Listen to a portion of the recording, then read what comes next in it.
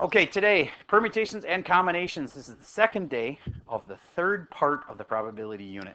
And this is where we really dig into P's versus C's. I'm going to ask you to show me this on your iPad. I'll pause while you do that. Okay, so today, its main thing is permutations compared to combinations. I taught you a lot yesterday, so honestly, if lightning struck me right this second, you'd probably find to do your homework without even doing anything today. But I'm going to explain some of the tougher probability, like ones involving P's and C's, and hopefully there'll be no lightning. All right, so do you think if you're ordering a pizza, that if you said, I want a sausage pepperoni, and you have to put on the sausage first and then put on the pepperoni, wouldn't you sound a little bit crazy? Because pizza order doesn't matter, right? Really? Okay, now we can argue about the cheese. I agree. Some people like the cheese over the top of everything, and the toppings buried underneath that. That's kind of more your deep dish sort of a style. And there's other people that definitely like the stuff to sit on top of the pizza, and also like the thinner crust. So what is New York style pizza? It very thin crust, and you kind of fold it up like a taco, sort of. You eat it. Yep, super thin crust. That's New York style. And then there's who likes the deep dish like Chicago style? All right, a lot of people like that. And some people are like, hey, if it's pizza, I'll eat it. Yeah.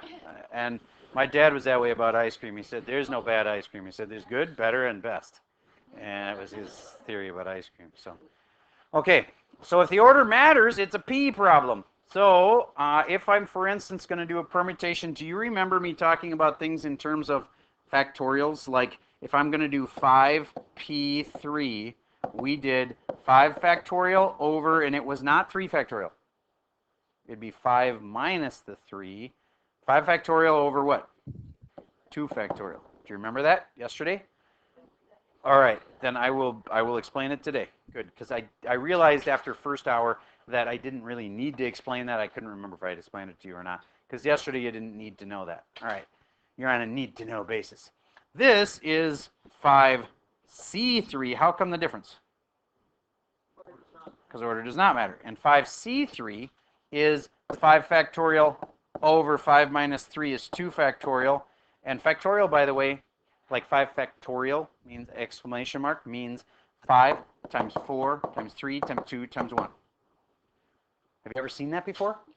All right, some of you have. So if it's 5 factorial over 2 factorial, wait a minute, those are identical. So it can't be the same. But these formulas start the same. And then there's one difference. Tell me, which one should be bigger? Permutations, because the order matters. So you can take, like, if I'm talking about this can of pop, and it's can and remote, and if that's one combination, but if I care that it's switched around, remote then can, then there's double, twice as many things. Okay, so if the order matters, you could double it very quickly. See what I'm saying? So when the order matters, those are big answers.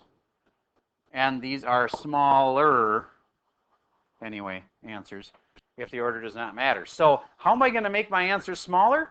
Well, you basically have to multiply it by a fraction or divide it by something. Do you know what the last piece is? You got it. You put an extra 3 factorial on the bottom. Where'd she get that 3 factorial from? From right there. You put an extra one of those. And what that does is it divides out all the different ways you could have rearranged those sets of 3 things. If I have 3 things out on my table here, can, remote, and ball, okay, and I'll get the other things away from them. If I have can, remote, ball, can you see that I could get, if I'm doing, this is my one little combo of 3 things, I could rearrange it and make a total of 6 different ways. Okay, there's this way, there's this way, there's this way, there's this way, there's that way, and then there's another way I can't think of now. But anyway, so there are 6 ways you can do it. It's really hard to keep track of all of them.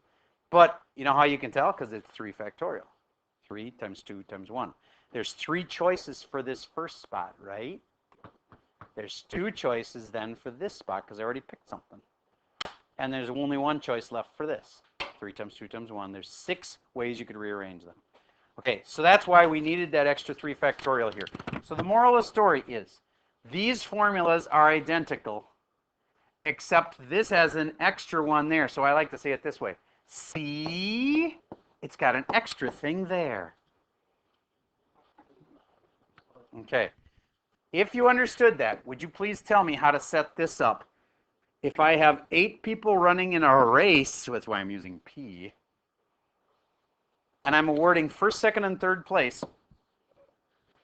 how would you set that up? I know a calculator can do it. That's not my question. My question is, how do you set that up in factorials? Something factorial over something factorial. Can you, don't say it. Can you do it? Set it up on your paper or your virtual paper. Yes, ma'am. Why did we put it 2 at the bottom? Before it was because these 2 numbers, when I subtracted them, made 2. So in this case, it is 8 factorial. The first number is always the one you put on top. Over what? 8 minus 3 is 5 factorial. Raise your hand if you had that one right. Good. Now watch how this cancels really cool. 8 times 5 times... Oh, wait a minute. Sorry, can't count. 8 times 7 times 6 times 5 times 4 times 3 times 2 times 1 over 5, 4, 3, 2, 1. Cancels. Cancels. Get how it just turns into 8 times 7 times 6. Now think about this. If that just turned into 8 times 7 times 6, couldn't I have done this with blanks? First place, second place, third place? How many people could I pick for first place? Times how many choices do I have left? Times. See how it's the same exact thing? All right. So that's permutations. Combination would have been very similar, except I have to have a something there. If this had been a C problem, I would have thrown an extra what right there? That number right there, 3 factorial right there. Okay, I'm going to see if you can do a C. They're more complicated, but see if you can handle it. C, 5, C, 4.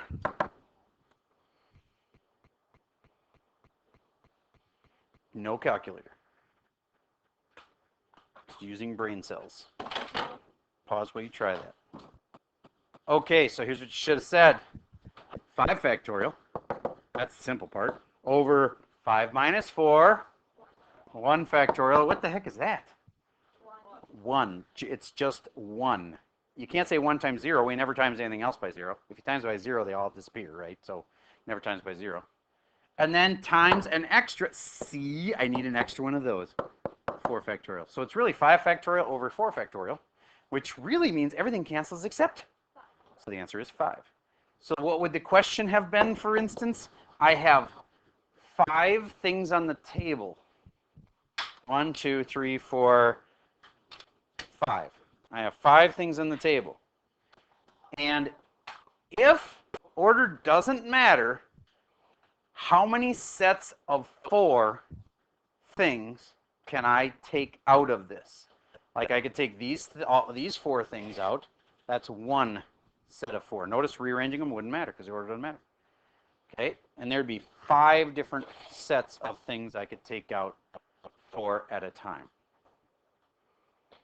All right, so that's P versus C. Now let's actually get to some of the deeper, more complicated problems.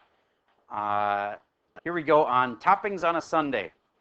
Do you think if you went into Cold Stone and said, I want you to add this and then add that, got to be in that order.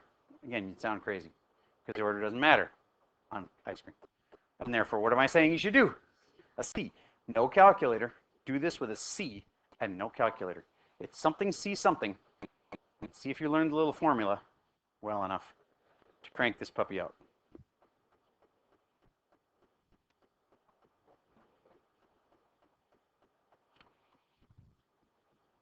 All right.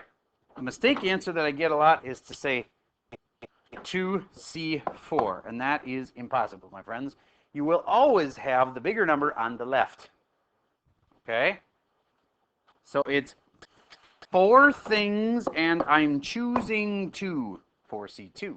And therefore, I have 4 factorial over 4 minus 2 is 2 factorial with an extra 2 factorial. And that means 4 times 3 times 2 times 1 over 2 times 1, 2 times 1, cancel, cancel. And then 4 times 3 is 12 divided by 2, which is 6. Raise your hand if you had 6. Okay, good. Any questions on that one? Yes, sir. Why do you add the second 2 factorial like the first one? Okay, it's just if it's a C problem as opposed to a P problem. If it was a P, like a permutation, you only have these two. If it's a C problem, you have to add an extra factorial on the bottom, and it's an extra one of these. It has to go right there. All right, moving on. This time, it's a race. Yes, that's a pretty well-timed picture. And she probably did like 3 flips or whatever before she hit right there. Anyway.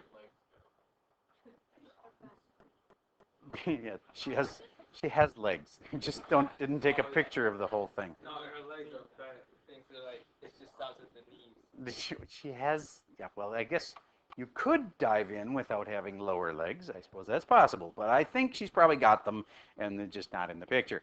Okay, would you please figure out, I'm assuming this is a P combination, or P problem. Why? Okay, because it's some sort of a race, okay, and they're trying for first and second place, so therefore order matters. How many were there? And how many get to place? And therefore it's 4p2, or 2, sorry, yeah, 4p2, said it right in the first place. So that's 4 factorial over 4 minus 2 is 2 factorial. This is a bad example because it looks like you just copied that number here, and you don't. It's this one minus this one. It's just that with a 4 and a 2, it happens to be the same as if you just copied the second number. All right, so final answer on that one, 4 times 3 times 2 times 1, and the 2 and the 1 cancel. So I got 4 times 3, and that's just 12. Raise your hand if you had 12. Okay, good. Now let's change the probability. What's the probability then that, let's say, it's Sue first and Jill second? Well, how many different ways things were possible? 12 things were possible. We just figured that out from this. And if 12 things are possible, they go on the bottom. What do we want to happen? How many things would make us happy? Just one thing. Now, you could argue that this is 2, and that maybe Jill and Sue are your friends, and you don't care who finishes first. Then what you just say is, I have this combo, Sue, Jill, plus the other combo, which is Jill, Sue, and then I could agree that you probably would be fine with either one. If those are your friends, you probably don't care who finishes first. Okay, when you bet on a horse race, though, you have to say who wins and who comes in second, unless you do this special kind of bet, which means I think that they're going to be first and second, but I don't know which one's which. You can actually bet that way, too. And there was a bet recently that won somebody a ridiculous amount of money because the horse was just not supposed to win. And if in horse racing, if you place a bet, again, almost every time that horse that's not ever supposed to win doesn't. But when they're like 1 to 3,000 odds against, then if you bet a $2 bet, you can make like 6 grand just, you know, like with one bet like that. But you're going to lose probably 5,999 times before you actually win. So anyway, all right, go to this one. 3 students are chosen out of 5 to compete in a spelling bee. Do you think it really matters? This is important. They're chosen to compete. They aren't saying you're first, you're second, and you're third. It's just out of these 5 kids, we get to send our best 3. That even implies order mattering. We're just going to take 3 of these kids and send them to the competition. It's a C. You're right. It's meant to be a C question. All right, and that's all that really boils down to is once you know it's a C question, it's really easy. It's 5C3. All right. Then, president, vice president, and secretary. Do those have rank implied, like first, second, third? Yes, they do, and therefore this would just be a P question, and that's all there is to it. And if there's 5, then it's 5, and I'm choosing out how many? There you go, 5P3. All right, so like I said before, nothing super monumental that was taught here today, just kind of reinforced how to do P's and C's. I want to take 2 seconds to remind you about blanks because those are really, really powerful. Let's say that I own a desert island. There's actually a lot of rich people who do. They just own a whole island. And it's in the Pacific. There's a lot of people own them in the Caribbean, and then there's South Pacific. There's tons of little islands. In fact, there's some islands that you get to so rarely that there's only humans on them, like every 50 year or whatever.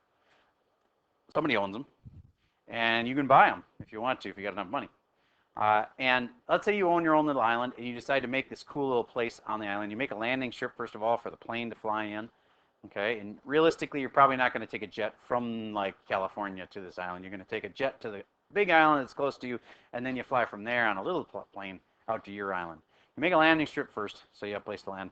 Then you build some houses, so you and your friends can have your own houses. There's actually people that do this. Isn't that kind of cool? Anyway, so you got your own little island now with these little houses on it, and you got roads, there's small roads going in between them, and probably not going to want to bring like full-size cars out there. You're going to have gas stations and all that complications. So what do you think they do? Golf carts. You got it. So you have little golf carts. They're easy to charge. You just have to have electricity. So now you get your little golf carts charging. And you need, of course, to make it really official, you need a license plate. Really, you need a license plate? Probably not, but for this example, you do. So if you have 26 letter options, and you want to have a letter and a number, just one letter and one number. You don't need 8 million golf carts, right? So one letter and one number. How many different golf cart license plates could you have printed up? Don't say it. Okay, I'll change the problem. Please don't do that. If I have 2 letters and one number, use your calculator and figure out how many possible license plates are there. If there's going to be 2 letters and one number. And then I'm going to set some restrictions on it. This should be the easy one. You can repeat. That's a very valid question. You can repeat letters. Letter, number. Get where I was going with this? 26, 26, and 10. Okay, now, he asked a good question. What if I said, and I have this thing about, I'm the rich guy who owns the island. I can do what I want, right? I'm going to say, I don't want repeating letters. No repeats. So then what? 26, 25, 10. Very good. Okay, because there's one less choice because I already used one up. Can't use it again. All right, next thing, let's say that I am afraid of the number 8. 8 terrifies me. Looks like a snowman, and I got attacked by a snowman when I was little, so yeah, well, 7's the one you should be scared of, I know. But anyway, 8 is the one that you can't have. Now what? And there's a 9 right here because you don't have 10 choices anymore. Okay, good. All right, let's say then that you can't have these repeats and you can't use the number 8. Then what's the probability that we will get his favorite combo, which is, tell me, 2 letters and a number. I don't care what they are as long as you don't use an 8 because I'm terrified of them. A, B, 6. All right, what's the probability it'll be that? 1 out of whatever, because there's only one that's going to be like that. Because does the order matter? Yes, it does, because BA6 would be different. Now, what if he would be just as happy with BA6? Now how many win? AB6 or BA6. Think about it. This is one thing. This is one thing. Or means add. Try to remember that. So it's 1 plus 1. There's 2 things that make him happy out of, by the way, what was this number anyway? 58, what? 5850? Can anybody verify that number? Okay, good. So then it's 2 out of 5850. All right, now here's how they could get really intense. What if I was okay with any of the first 3 letters of the alphabet, A, B, or C, in the license plate? There's a lot of combos that have A, B, or C in their license plate, right? Any A, any B, or any C. There's a lot of things you should add together then up here, right? Can you think of a smart way to make it A or B or C makes me happy? And you got to think to yourself, how many ways are there? Can you repeat? Yes.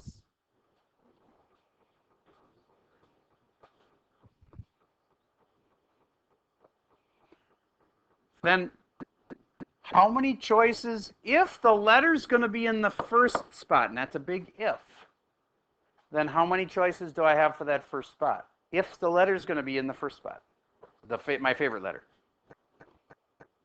A, B, or C. So there's 3 letters that make me happy. 3 times, then if the second letter can be anything, because I already got my favorite letter in there, right? Then how many choices do I have for the second letter? 26 times, and the number I didn't even say anything about, so how many choices on that? Well, it depends if I can't use snowmen anymore, so I'm going to leave it as 9. No 8s allowed. Okay, so 3 times 26 times 9, but that's assuming that the number that I wanted, or the letter I wanted, A, B, or C, appeared in the first spot. Would that work? Yes. Or, notice or means adding. It could be that the number I want appears, the letter I want appears in the second spot. So that would mean there were 3 choices for the second spot and 26 choices for the first spot, because I don't care what the first one is as long as the second one's got my favorite number in it. And then a 9. When I add these together, that's what goes on top. That's about as complicated as they could get. All right, if you could handle that, I know a lot of you probably may not have been able to, but that would be as tough as they get. All right, so that's tonight's, and your homework is, I'm making it kind of shortish because we don't have that much time left in class. It is even problems, even letters, meaning if problem number 1 has an A, B, C, D, E, F, G, you have to do the even letters of it. And you do have to do all the even problems. Problem 2, problem 4, problem 6, problem 8, all of them. But then if there's number 1 has a whole bunch of letters, you got to do its evens also. Okay? Oh, I'm going to pause for a second. Okay, so you're doing this worksheet and you're just doing the evens on tonight's worksheet. And that's all I have for you for today.